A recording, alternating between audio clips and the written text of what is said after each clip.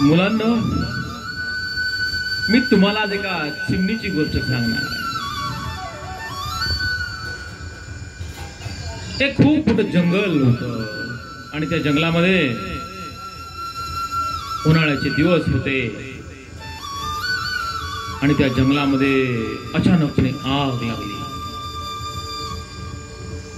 आगीचा एवढा भडका उडाला, सारे पशु पक्षी सगळ्यांची धावपळ सुरू झाली। शेजारच्या गावामध्ये असणारी माणसं त्या ठिकाणी पळत आली। कडक ऊन पडलेलं, शेजारी एक छोटंसं तळ होतं। गावातील जो तो व्यक्ती हातामध्ये जे सापडल, कळशी असो, भांडा असो, बकेट असो, प्रत्येक जण आपापल्या परीनं ती आग विझवण्याचा प्रयत्न करत होता।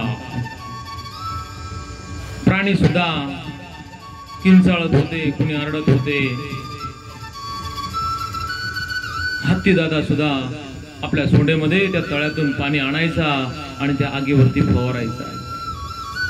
सगळं भयान झालेलं होतं। खूप मोठी आग त्या जंगलाला लागलेली होती। तेवढ्यामध्ये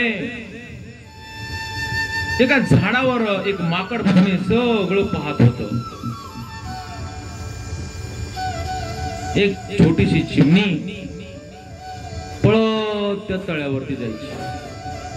आपल्या चोचीमध्ये पाण्याचे 1 2 3 काय थेंब बसतील तेवढे चोचीमध्ये घ्यायची आणि त्या आगीमध्ये आणून टाकायची।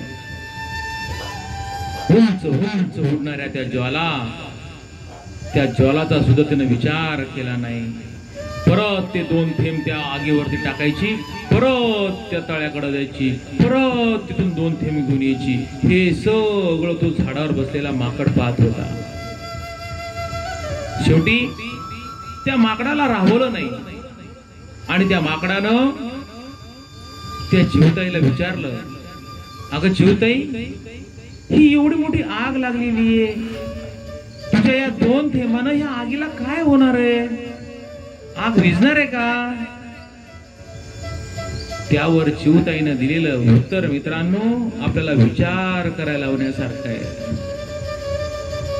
त्यावर चिवताईनं उत्तर दिलं, हे बघ माकड दादा, माझ्या या 2 थेंबांनी या जंगलाची आग विझणार नाही, पण ज्या वेळेस या आगीचा इतिहास होईल, इतिहासामध्ये या आगीविषयी लिहिलं जाईल, त्यावेळेस माझं नाव हे आग लावणाऱ्याच्या यादीमध्ये नसेल तर आग विझवणाऱ्याच्या यादीमध्ये असेल।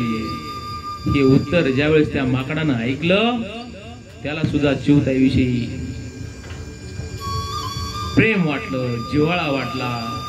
चिवताईच्या उत्तरानं माकड पण सुन्न झाला।